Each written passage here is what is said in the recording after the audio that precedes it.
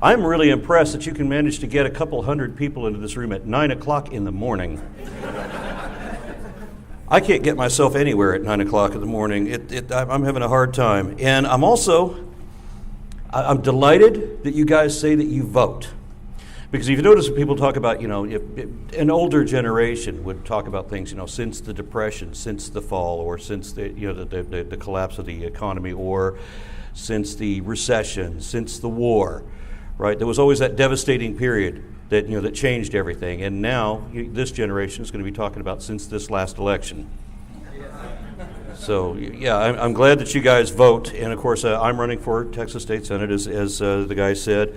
My campaign is going to be obviously atypical because I'm running in Texas. I'm running in a very rural, religious, right-wing Republican district. And I look like a seemingly satanic Klingon Disney villain. So I know that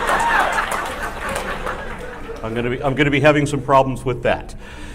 I'm also a little bit upset at my Board of Education. I don't know if you saw the video that I uploaded. I gave a testimony a couple of days ago to the Board of Education, and it was surreal because most of the other people that were giving their testimony, most of the other people speaking to the board were creationists, and many of them representing organizations like the Discovery Institute, who also have a man in the panel writing our science standards. The Discovery Institute has one of their people representing them writing our science standards. That, I think, is an atrocity. But that's not as bad as what I picked up on the video, where there's open discussion between members of the board and various witnesses as to how can we word our science standards such that teachers won't actually teach evolution, but will instead introduce their classrooms to pseudoscience propaganda from the Discovery Institute and Answers in Genesis so that we can confuse the students instead. And they were using the language of, what was it, to examine both sides or all sides of scientific theories, any kind of like coded language that they could put in there so that religiously minded teachers could confuse, mislead, deceive their students rather than teach them. And they were very open about that, shameless about that. And I'm very frustrated at the members of the board who were doing that. However, in all fairness, I have to say that the news story is now that those few people on the board who were so open in their animosity against science and their agenda to undermine it were outvoted, so that my state is now promoting science standards that do not include language that would allow teachers to introduce creationism.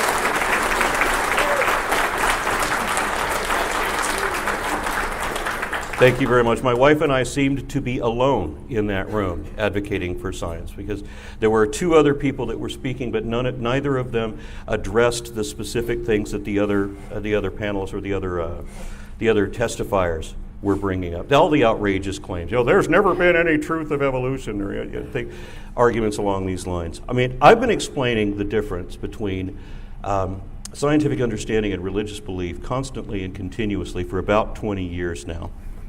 And when I started was back around Y2K, at a time when P.Z. Myers and Dr. Richard Carrier were just other posters like myself arguing with creationists on Usenet. And while it is no exaggeration to say that I've had that argument for 20 years, or for at least 1,000 times, there's only three aspects of that recurring discussion that I find tedious. The first and most significant issue is the lack of sincerity on the part of whatever believer I'm trying to argue with. And I'm sure you've experienced this yourself if you've had many online discussions with sincere, or let's say devout believers. I don't want to use the word sincere because I don't think it really applies. When these people aren't trying to avoid the subject altogether, they seem to be determined not to understand it. And this is part of the sincerity that I've been complaining about. And this leads to the second issue that I have, which is misrepresentation. And they can do that in many ways, but I'm going to start that list with what we call PRATs, that P-R-A-T-T, points refuted 1,000 times. These are also the foundational falsehoods of creationism. These are the arguments that they make when they say that there's never been a beneficial mutation. There are no transitional species. The Bible is the Word of God, and evolution is just a theory, not a fact. Yeah, and you hear all this repeated by preachers like Ray Comfort, people have been corrected on this 1,000 times, but they keep repeating it anyway. And they're never going to admit any correction. They're never going to admit any error, especially not in cases like his, where he makes $4 million and has a Malibu beachside house just by selling bullshit on the street corner. What an easy gig. And this guy, I went to Prestonwood Baptist Church, which has a sanctuary of 7,500 seats. They hired Ray Comfort. They gave him an average person's annual salary to speak for 30 minutes at a packed congregation, 7,500 people. Can you imagine making $35,000 just to stand there and sell bullshit to people who eagerly believe it for 30 minutes? You've made a year's worth of employment. So when I debated Ray Comfort a couple, 3 years ago, I wanted to prove him wrong as a matter of public record, so we all had something that we could point to. And so when he brought up that there were never any transitional species, I challenged him. Well, how would you know?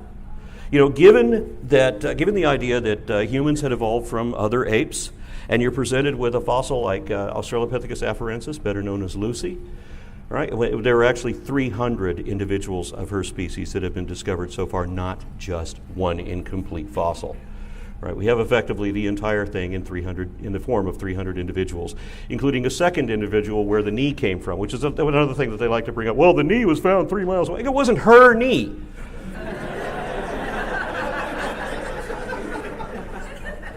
So I asked Ray Comfort, okay, given Australopithecus afarensis, you're going to say that she's not a transitional species. Well, how would you know if she's transitional or not? How would you know if any species was transitional? But given this specific instance, how do you make the judgment? What traits would you look for? Now, he knows that he can't answer the question honestly with any actual criteria such as evolution would require, because he knows that if he does, she will meet all those requirements, and he cannot go on public record and be forced to admit that such a thing as a transitional species exists, even one of them, because then it becomes the logical fallacy of the slippery slope.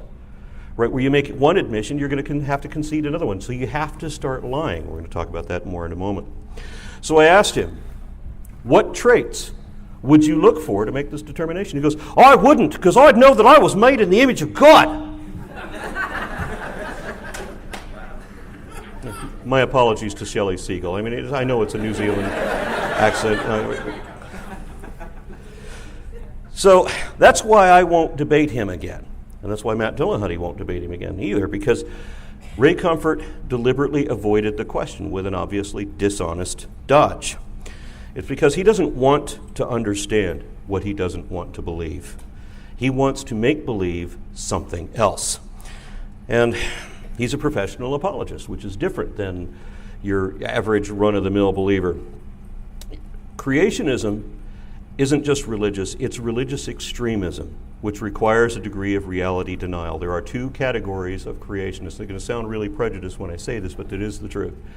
Every creationist is either a deceiver or they are deceived. They can be either or both, but they have to be one or the other.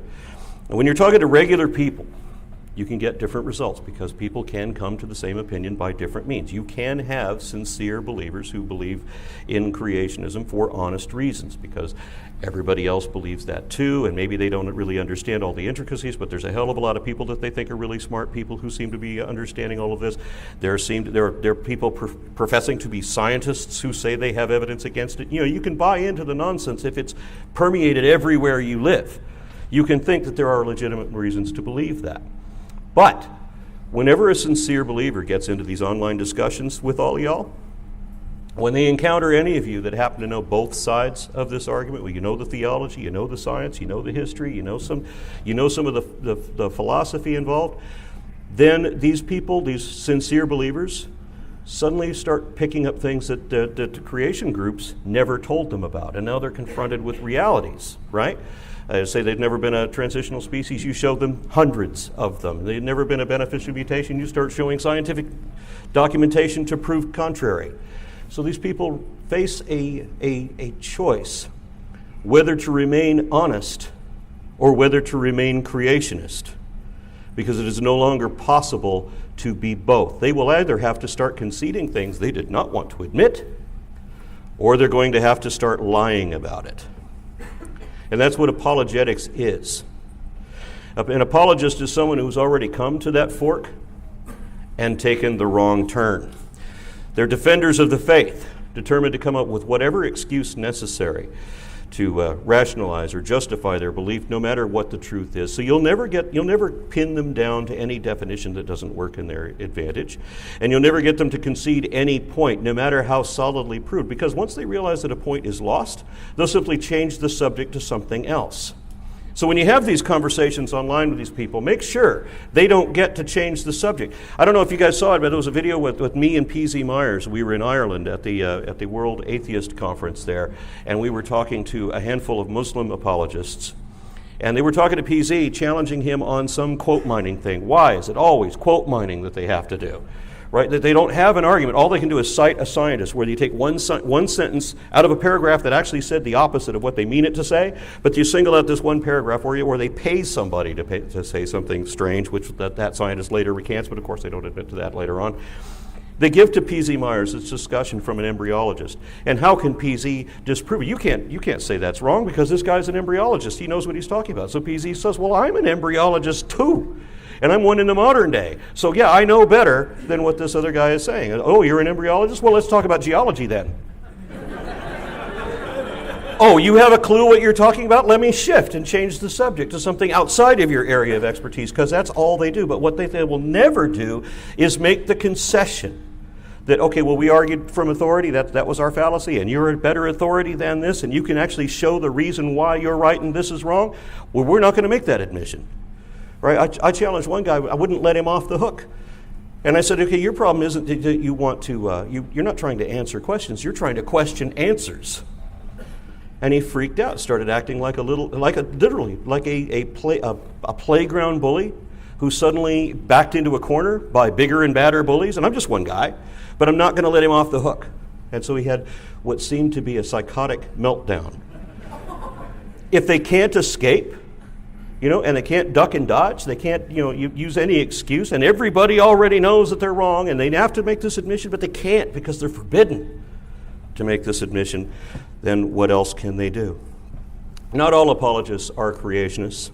Some don't deny science in its entirety, but even if they're accepting of evolution and cosmology and the scientific method, and all they want to argue for is a God behind it all, they're still going to be using logical fallacies, presenting baseless assumptions of impossible absurdities as if they were probably, possibly, or even certainly true. And this is why I say that they have a different set of rules that they live by than I do. Scientists can't get away with that. A scientist can't posit any hypothesis without already having sufficient evidence to indicate that. They can't just say that anything is possible either, because it's not. There's quite a lot that is not possible. Whenever somebody says, well, anything's possible, right? This might happen. Sure, monkeys might fly out of my ass. Equally impossible, I would say. And I've had a few scientists tell me that, well, it's not that it's impossible, it's so far outside of the realm of probability that it's statistically negligible. No. A cow cannot jump over the moon, flat out. You do the math on the amount of trajectory that they can manage in their legs versus their weight, versus what it takes for an escape velocity. Sorry, this is not happening. This is not just statistically impossible. It's absolutely not possible, right?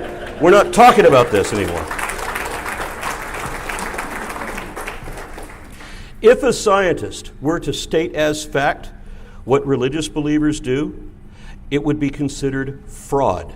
In any application, really, when you assert as fact that which is not evidently true, it's considered fraud. But look what religion gets away with. Deliberately misrepresenting the facts, still repeating apologetics that they know are false, promising impossible rewards that will never be paid, only for those who believe, right? And this is supposed to be paid after death, so there's no way to confirm it. And if anybody that you're talking to is too smart to buy into that, well, then you've also got the stick to go with the carrot, so that you could threaten with a fate worse than death for anyone who doesn't believe. So what you end up doing is getting a whole bunch of fearful people who will help perpetuate the scam, while also heaping honor upon the names of anybody that is trying to sell all of this, as if they're morally upstanding, right, wise. You remember George Carlin said, "I have just as much authority as the Pope, just not as many people who realize that," which is legitimately correct, right? I mean, I have to think that having a PhD in theology is roughly the same as having a doctorate in Mother Goose. So it's not considered fraud if religion does it, because religion always has special privileges. The rules and laws that bind the rest of us don't always apply to religious faith. Dr. Peter Boghossian did a presentation that I quite enjoyed, where he proved effectively that faith is pretending to know what you don't know, right? And that's always been my biggest complaint with religious belief, not being able to distinguish knowledge from belief. I saw one evangelical minister say that I know, that I know, that I know, that I know, that I know, that I know, that I know there's a God. He doesn't know shit. Knowledge is demonstrable, measurable, with testable accuracy. If you can't show it, you don't know it. Right? And so this is where you have to put in belief, right? Well, if you want to admit that you believe something, that's one thing, but you can't state it as fact. And somebody else, a believer in my family, uttered this thing that seemed to make sense to them, but I actually heard this sentence: I believe what I believe because that's what I believe. I believe that, and I'm not going to believe what you believe because that's not what I believe. That took a minute to sit with some of you people. So, there's a different set of rules for religion such that when they profess to know what no one even can know, and which they obviously don't know, right? Then it's not fraud, it's revealed truth, even though what they're pretending to witness things no one's ever seen. And in every other instance besides religion, it is dishonest to assert as fact that which is not evidently true, and I'll give you an example to explain that.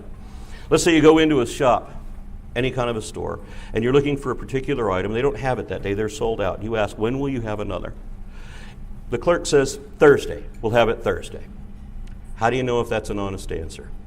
If that was the day that they would regularly have their deliveries, and so there is reason to believe that that is the day that they'll have this item, then on Thursday, if that item is not included, the clerk was still justified, because the information implies that that's going to be the conclusion. It doesn't matter that they're wrong. They have reason to make the statement. But if the clerk just said, we'll have it on Thursday because that was a wild-ass guess, or the spirit seemed to move them, right? Or just because they thought, okay, well, why not that day, but good as any other, then you're justified, or this customer would typically consider themselves justified to call out that clerk as being a liar just for pretending to know what they don't really know. There was a movie called Plan 9 from Outer Space, made by Ed Wood. And at the end of that movie, they have an announcer who makes this statement. He talks about this bizarre film, if you haven't seen it. It's where they flying saucers that look amazingly like hubcaps hanging from fishing string reanimate corpses in some sort of a zombie apocalypse. Not quite on a big scale. They only animated 3 of them, and for whatever reason, they look like 3 horror movie characters, including Dracula. Why would somebody be walking around with a cape? Why is it Bela Lugosi walking around with a cape playing as if he's Dracula again? But anyway, the announcer at the end of the movie says, "Can you prove that it didn't happen?" That's reversing the burden of proof. You're going to tell me there was a zombie apocalypse in 1956 and I have to prove that it didn't happen? And it was only 3 people in an isolated incident that might be part of a government cover-up? What? It doesn't work that way. So, for example, another example. You go to a grade school at the end of the day when all of the other cars have pulled up to pick up their kids. And you go to talk to the principal. And you say that in one of those cars parked outside, there's a man with a gun. You can just tell the principal that. How's he going to respond? He's going to call the police. The police are going to come up to you and they're going to say, which car? Now, what happens when you try to reverse the burden of the proof the way these religious believers do? What happens when you tell the police that they have to search every car to prove there's not a man with a gun out there? Oh, no. It doesn't work that way. You tell the cops that you're going with them for filing a false report, for filing a false alarm. I live in Texas, where the probability is that 3 or 4 of those cars has a man with a gun in it. But even if you're accidentally right, if you asserted it as fact without actually knowing it and being able to demonstrate that you know it, that's still fraudulent. That's still a false alarm. It's still a false claim. So I've got one more example for you, and this one is not a hypothetical situation. This one actually happened and was in the news. There was this there's this one particular hospital, and there's this one particular tree out in front of this hospital, and this one little old lady who happened to be very sick and also happened to be Catholic put her hands on this tree and said, "By the glory of God," because that's what you do when you encounter a tree. And a few seconds later, she felt the teardrops of Jesus. And so she told her friends, right, that there's this one particular tree in front of this one particular hospital. If you put your hands on it and you say, "By the glory of God," you will feel the tears of Jesus. And so on the news, we see this gaggle of little old ladies. I think the collective for old little old ladies is gaggle. Gathered around this tree, all hanging onto it like an antenna, right, as they do this sort of thing. And what's interesting is we've all heard stories like that, and you usually can't investigate it. And whenever you can't investigate it, you have to give them the benefit of the doubt. If you can't look into it, you can't just call these people liars. So these unjustified stories then therefore become evidence of God, because the most ridiculous assumption possible has always got to be the first option rather than anything that might have made sense. But every time we can investigate it, we do explain it. And it never turns out that the supernatural answer is correct. The supernatural answer has always been wrong every time we've been able to look into it. But people don't care what the truth is, not when they want to believe. So in this instance, for example, they discovered that this tree, which happened to be in the south, was like many other trees here in the south, where in the summertime they become infested with woodlice. And these bugs in the tree drink the sap and expel the residual out the other end. These are your tears of Jesus.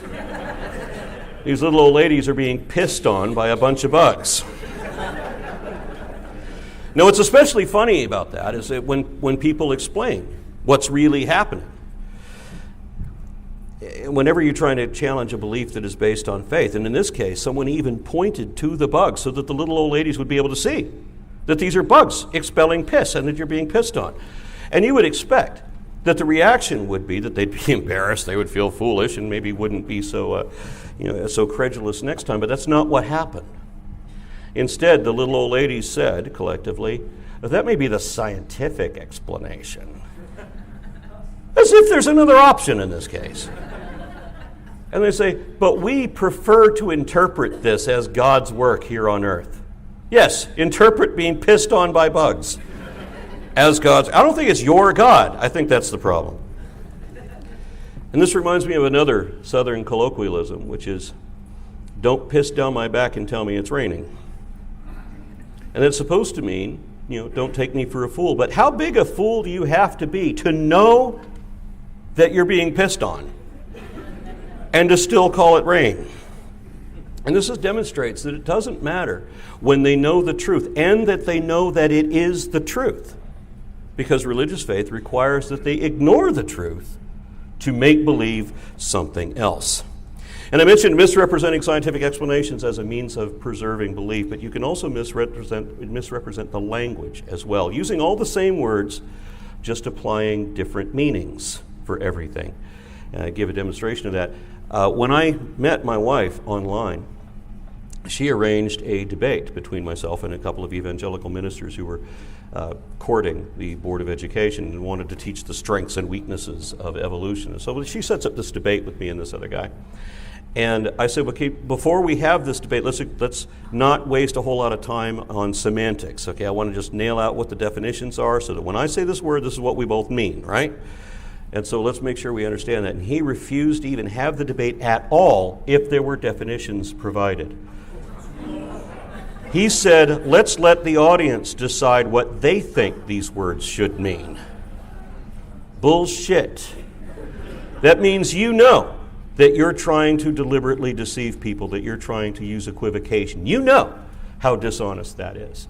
And this guy, by the way, just to let you know how dishonest belief is, he also said that he knew, he said this in the debate, that he knew there were transitional species in the fossil record, but that he wanted to teach students there were none, because he said it was important that they believe there are none. So he admitted that it's okay to lie to other people's kids in order to deceive them and manipulate their belief, to leave them susceptible to their belief in magic. Now, if it sounds like you're going down the rabbit hole or going through the looking glass, rather more appropriately, after Alice, that makes sense. There's a scene in that book where Humpty Dumpty says, "When I use a word, it means precisely what I choose it to mean, neither more nor less." So if you're a believer, the words God and religion mean whatever you want them to, and they don't have to describe anybody else's God or religion either, just yours. You can simply dismiss hundreds of gods worshipped by millions of people for thousands of years as a matter of definitional fiat and special pleading.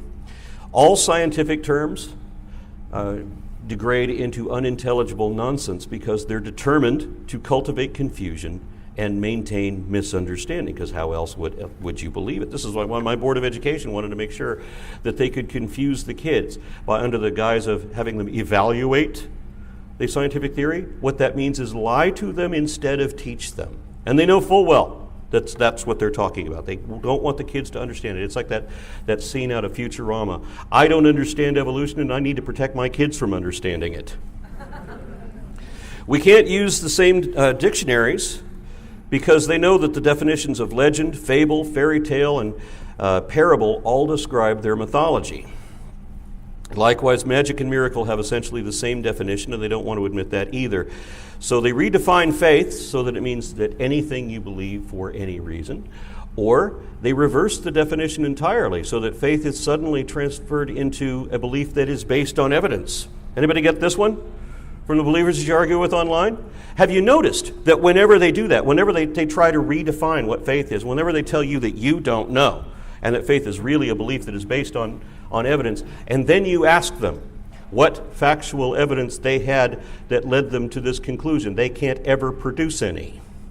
That's the first contradiction. The second one is when they tell you that there's no evidence of evolution, disregarding the fact that you're trying to present it to them and they're just trying to dismiss it all. They say because there is no evidence of evolution, that means that it takes more faith to be an evolutionist than to be a creationist. This is a Freudian admission that they know what the definition of faith really is and that I had it right all along. So, the definition of truth, their definition of truth, includes lies. Their definition of evidence doesn't have to be factual. And they don't distinguish knowledge from mere belief. There's also a different context of what it means to believe. Now, if I say that I believe something, it means that this is what I think is most probably true or closest to the truth, but that I don't actually know it. It doesn't mean that I'm going to believe this and I'm never going to listen to you, I'm never going to change my mind. It means that I don't know, and I would rather be proven wrong, right? And because why would I want to stay wrong, right? So even if you embarrass me and while I'm standing on stage, you prove that I said something wrong, I would rather that and then correct myself from that point on, than to continue, not just to be wrong myself, but to spread something wrong to other people. And a lot of people will say that they can do that. And somebody will surely make a video out of this, out of my saying this, right? So that they can then put up some alternate interpretation to say that they can prove that I'm wrong. But they can't actually do it with scientific citation. They can't actually justify the argument. So I'm still safe to stand here and say this. So believers use the word differently, the word believe differently. For them, it has been described to me as being an act of will, of mind over matter, the power of positive thought, that you can actually change reality if you can just believe hard enough. Which always struck me as, if you believe hard enough, I just need to believe. No, you're make-believe. That's what that is. You're trying to pretend. This is literally make-believe. This is the power of pretend. And this is why they complain when they're corrected. And they tell me that they're still going to believe no matter what, even when they know that it can't possibly be true. And as much as some people believe that science and religion are two different approaches to understand the same reality from different perspectives, that's not what it is. Religion isn't an attempt to understand or explain anything. It may have started out that way thousands of years ago, but it has since denigrated into delusion, a fixed false belief that will not change despite evidence to the contrary. Or, as Tim Minchin put it, science adjusts its views based on what's observed. Faith is a denial of observation so that belief may be preserved. And some believers describe themselves as donning the armor of God. Have you ever encountered this one? Has anyone ever explained to you what the armor of God is? It is the explanation that I get, or have gotten, say 20 years ago, because I haven't heard it often since, but what I usually get back then was that the armor of God, or like the helmet of faith or whatever, either one, was to steel the mind so as to be unreasonable, so that no one can convince you otherwise, so that you never have to change your mind or never have to accept that you've made any error. This is irrational, and I mean that literally. A lot of people will complain that their religious belief is fully rational, even when it's extreme belief like this. But if it's a firm conviction that you've made without any evidence to indicate that, that's already irrational. But as we know, all of the leading creationist organizations, Answers in Genesis, Creation.com, Institute for Creation Research, several others, they post their statement of faith publicly, as if this were something to be proud of, where they all phrase in different ways that they will not even consider any evidence that they could be wrong. William Lane Craig, I think, described it as whenever there's a conflict between the Bible and science, then science is wrong. Several other believers have said something similar. And the way they have that, like Bob Jones University and others, whenever there's a conflict, science is wrong, the Bible always has to be right. It has to be the ultimate authority on everything, and it doesn't matter that the Bible got every damn thing wrong, and every scientist can prove that. Thus, creationism is irrational by definition. And this is why arguing with religious believers is a little bit like following Alice through the looking glass. You can't pin them to any definitions or get them to concede any error of interpretation, and they artfully evade every logical conclusion. And I'm sure that everyone that has ever argued against faith has experienced this dance of duck and dodge, where the goalposts move constantly and where any understanding can be undermined by distracting disruptions or disconnected irrelevancies, logical absurdities, and non sequiturs. A good demonstration of this is when people think that they can prove that God exists, and then the only arguments they have for that are all logical fallacies. What is your evidence that God exists? I used to be a crack whore. How the hell does that ever make sense? I love deconversion arguments. I get not arguments, but testimonies, let's call them.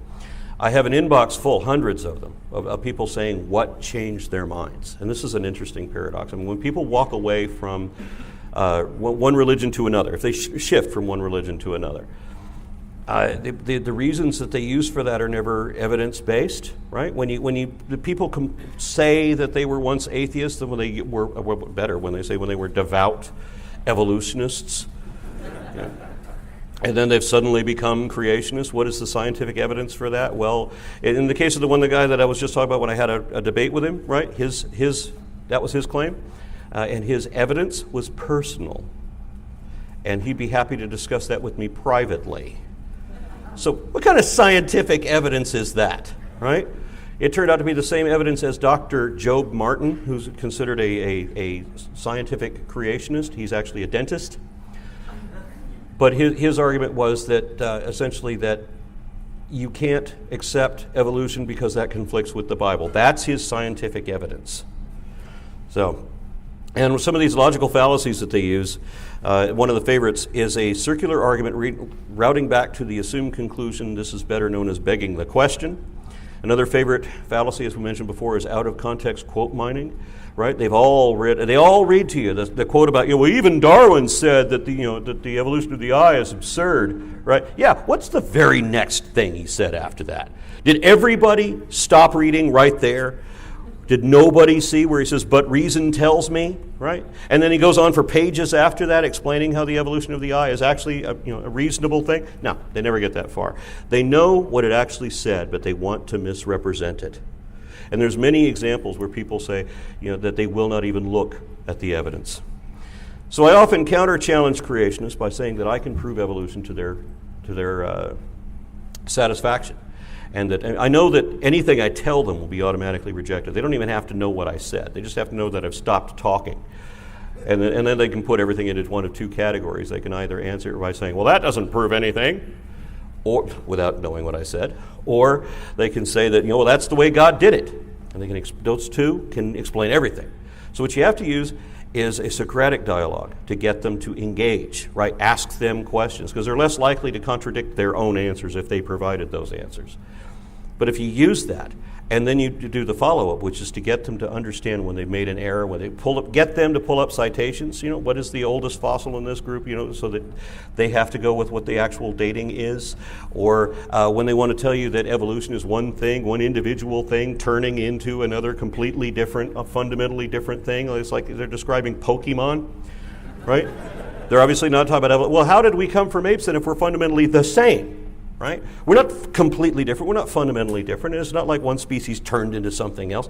So if you can ever get them to accept that what the actual definitions are, and then concede that error and make a correction and move on, we'll just mark that and we'll continue to build progress. The very few times that people have accepted this challenge, they realize pretty quickly that it works and that they're learning. And then they freak out and bail. And I did this once on someone else's forum. He deleted the entire website so that his friends wouldn't see him losing this argument. And the way the game is played is you have to admit, publicly at the end of this thing, you have to admit that, you convinced me evolution's true, a real thing, and there's no truth to creationism at all. I mean, it's so easy to get out of that. But he knows that other people are reading this, and he has no way that he can defensively say that at the end. So in a unrelated blog post that I wasn't expected to find, I found where this person had admitted to someone else that he deleted the entire thing because he realized I was making sense. And he has to believe that something he now knows is not even true. And although I've issued this challenge dozens of times over the years, it is usually refused. It's like they know what the truth is. Very often, not always, but very often they know on some level that what they believe is what they make believe, that it is not factually supported. Just like with the Board of Education knows that if their students learn what evolution really is, that you won't be able to control the belief, and they believe in belief. It has nothing to do with the truth. In fact, the truth is irrelevant. So it occurs to me that if you're sincere, if you really want to understand what the truth is, then you would care what the facts are. But what I typically get instead is the equivalent of a psychological smokescreen that is seemingly designed to evade any and all evidence and even deny the reality of reality itself, if that's what it takes. And of course, now I'm talking about philosophy. And this is the third aspect of the religious argument that I find the most tedious.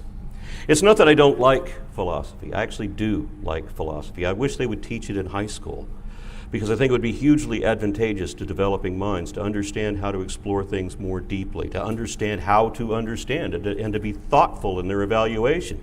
Because look at the society that we live in. Everything is dichotomies, right? Everything is either left or right, black or white, good or evil, and nobody thinks any more depth than that, right? I mean, now that I'm running for a political office, the very first thing I was advised to do is to look at the political compass and to get some understanding of that. Right? That it's not you're either this or that. There's actually a bell curve where most of us sit right down here close to each other. You may be left of center, right of center, but you're not that far away from the people on the right in most cases. And when people think about the right, you're right or left, they either think you're what is it, the Christian Coalition, Pat Robertson, you're over here, or you're a communist. And there's no everybody else. So our students currently are kind of trained just to make a grade without really thinking or understanding much of anything. And this is, I think, how we got into this situation. But I never see the positive applications of philosophy when I'm arguing against faith. Instead, I only ever see philosophy being misused. For example, a month or two ago, I got into it with some hoity-toity PhD in philosophy, a seminary theologian. And I started this conversation by presenting what I thought was inarguable evidence of evolution. These are just straight-out facts that you can't deny, and he's trying to deny every one of them. And he denied them all collectively by asking me this question: how did he phrase it? How do you reconcile materialism with idealism? Whenever I hear a question like that, I think, here we go. We're going to use smoke and mirrors to change the subject and thus avoid it. Because what he's actually asking me is how do I account, or how could I be sure that anything that I perceive to be real is really real? And how do I account for the possibility, as if there is one, that everything that I perceive to be real isn't some kind of illusion. I don't think that is even possible.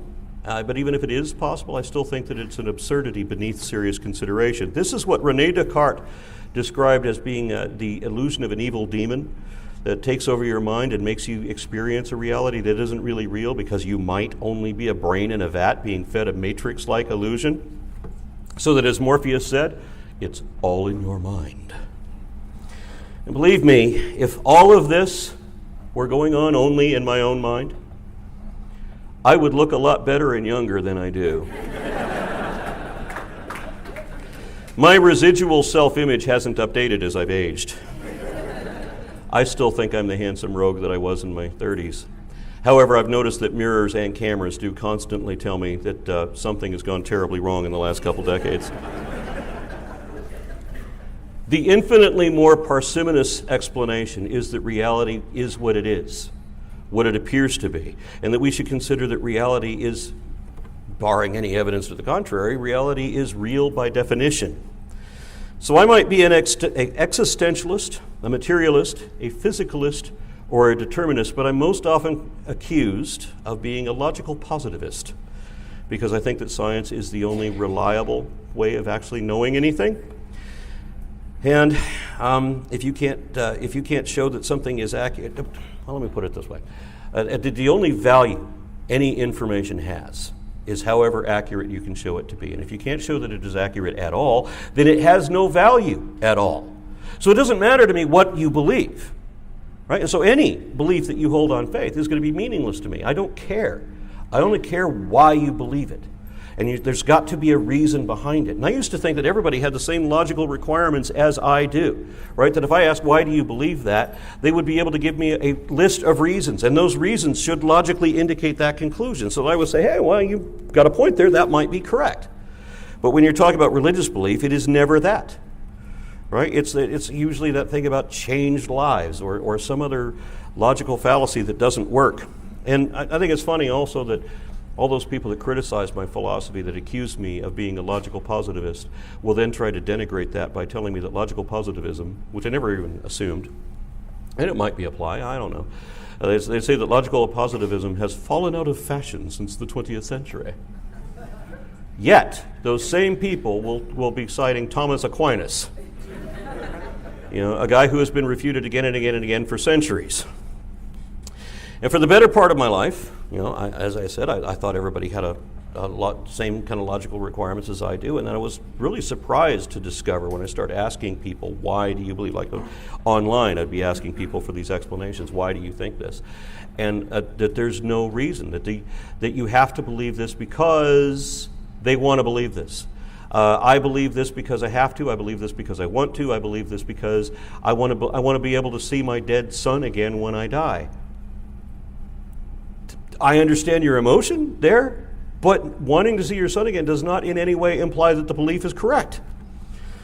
And so this is how people are trained to read their scriptures too, so that however they interpret whatever they read, they're convinced is however God wanted them to understand it. And I remember when I was a little kid, I told people that first impressions, I was like 8 years old, and I said that first impressions are often wrong, certainly unreliable, because they're based largely on prejudice and often are corrected with additional information. But the adults around me told me that first impressions can never be wrong because they're gut feelings divined from on high. Yeah, so if I gave any actual reason to believe anything differently than what these people tell me, the response I get was, why would I want to believe that? I'd rather believe that I have a special purpose, that the universe has a special purpose for me and was created with that in mind, so that I'll live forever after I die with my magic imaginary friend who happens to be like a wish-granting genie but is really the most ultimate power and king of everything in the universe. Sounds like a complete delusion, doesn't it? They never phrase it quite that way, but the words that they use mean essentially the same thing. So then that's when I hear that these may be what the facts are, but I prefer to believe this. I may be being pissed on by bugs, but I prefer to believe that this is God's work here on earth. If someone told you that Columbus discovered Ohio in 1942, would you respect their right to believe that? Or would it be more respectful to correct them for their own good? This is the way I have to look at it, and a lot of people complain that they're going to believe what they want to believe, and it doesn't matter.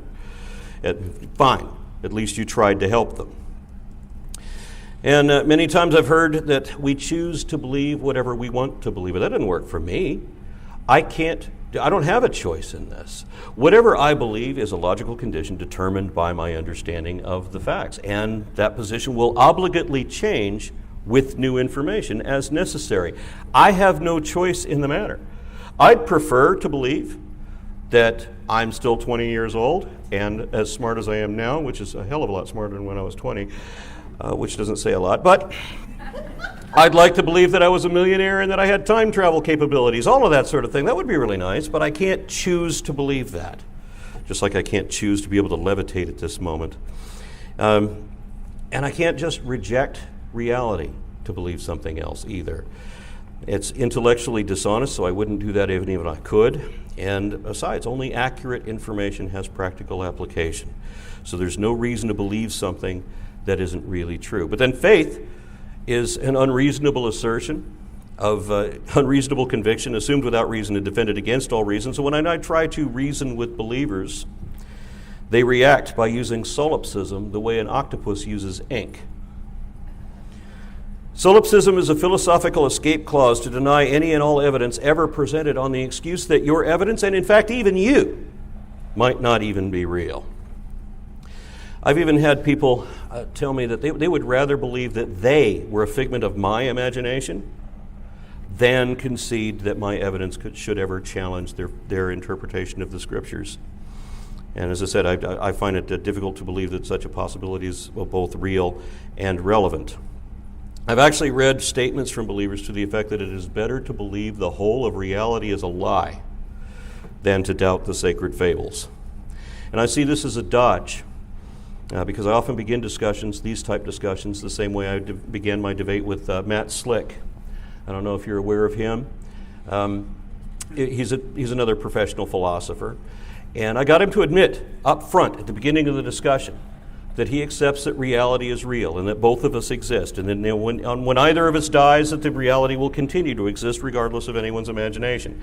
With that admission up front, they shouldn't be able to resort to that other claim that, of solipsism, that we're not really real. So after we got that concession, I then told Matt that he would very quickly contradict himself, because his position is so weak that the only way he can be right is if reality is wrong. And so in some way, you're going to tell me that reality might potentially be wrong. And so I began the argument. I started with talking about how we know that the Exodus could not have happened the way the Bible describes. Slick can't argue evidence. So he's arguing philosophy. He doesn't have to address my evidence, because I can't prove my evidence is correct, because I can't even prove that I'm correct, because I could have been created 2 weeks ago with false memories implanted just to fool me. It was 2 minutes after I told him he would do that, and he did it anyway. Talk about being predictable. And I told him, this is exactly what I said you do. Thank you for making the admission that reality might be wrong. Now, he debated Matt Dillahunty a week later, and he knows better than to argue philosophy with Dillahunty. So he argued evidence instead. And ironically, amusingly, his evidence was that he cited the Exodus as proof that the Bible is true, even though he knows from me that we know that the Exodus is not evidently true. So there's another one neither of us should debate. And I've gotten a number of challenges to come debate him again. I'm like, no, I'm done. We've had this talk and we're over with. So he uses existential excuses to defend a preferred delusion, so that whenever I debate any self-described philosopher, I want to make that clarification that they accept that reality is real and so forth, so that they can't resort to that. And they don't want anything to be verifiable either, which is why they think they go into the solipsist thing. As a matter of fact, the professor of the PhD in philosophy, he refused to accept that anything was verifiable or factual, and he had huge problems with anything being objective. The issue being that we can't know anything unless we know it with our minds. As if that's a problem. As if that means that if you know it with your mind, that it's all in your mind, and that you could have just hallucinated everything. So that we're all this huge illusion, so that it doesn't matter how many other people can verify everything with chemical tests or computer simulations or demonstrable evidence, because you might be imagining them too. So he also said that we choose, whether we choose materialism, idealism, or dualism, will never have anything to do with science, even though he already admitted, I think unwittingly, that science only works with materialism. It requires methodological naturalism, but also works just as well with philosophical naturalism, and can't work with idealism at all. So it's completely irrelevant to even bring that up. And I know some people will say that you can't really test whether you're a brain in a vat or whether this is all a dream of Brahma, but if it can't be indicated or vindicated, verified or falsified, then it doesn't have any determinable reality either. And again, especially with science, being that within science there is only what is indicated by evidence and what is not supported by evidence. Whatever is not supported is not worth serious consideration, so why are we even talking about this? As I've explained to so many other creationists, even if this reality was a computer-enhanced hallucination like the Matrix, such that we are all effectively characters in a video game, the rules of that reality still apply to us. So that is still our reality, right? And the rules imposed by that reality indicate that we can trace an evident history, so that when I present evidence, even if we are just a brain in a vat and nothing is real outside the Matrix, the evidence I'm presenting is still real within the Matrix, and therefore still has to be addressed. And the first time I ever encountered this type of solipsism face to face was in a local church down the street from my house. They'd put a flyer on my door, obviously not knowing whose door it was, asking that I attend a seminar on intelligent design. That was a fun evening. Their speaker was some dweeb from Answers in Genesis University. Yeah. It's kind of, it's the same thing like, oh, you have no high school education, you don't even have a GED, we'll give you a doctorate or whatever, in truthology, there you go. So this guy held a 2-hour lie-a-thon in which I'm scribbling notes frantically, right? And after which I called him out on several falsehoods. And the audience, the congregation, was very upset with me. They didn't want to be defended from being deceived. They weren't outraged with the lies this guy just told, because they paid him to get up there and lie to them, to reaffirm their faith. They want to believe in the deception. They don't care what the truth is. It's not about truth. They would rather believe something that they know cannot really be true.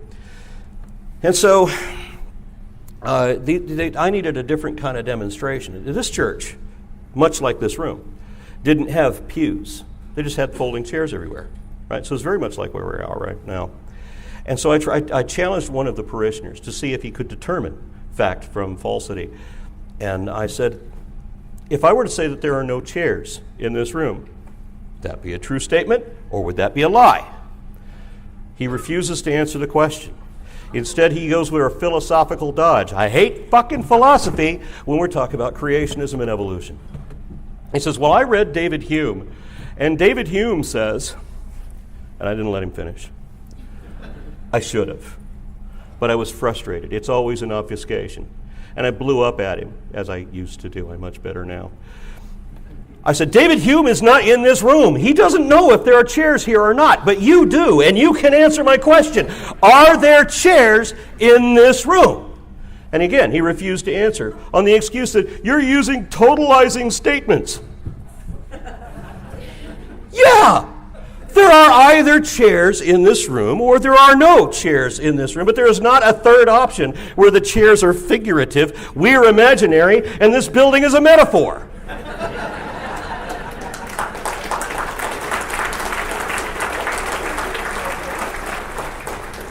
That is the most frustrating part of arguing creationism, ignoring the evidence to instead question whether we can be sure we're really real or not really. But you have to engage in this sort of mental gymnastics, reducing philosophy to sophistry, when you're determined not to face any evident reality and instead to defend a truth that you already know cannot be and isn't possibly really true. I thank you very much.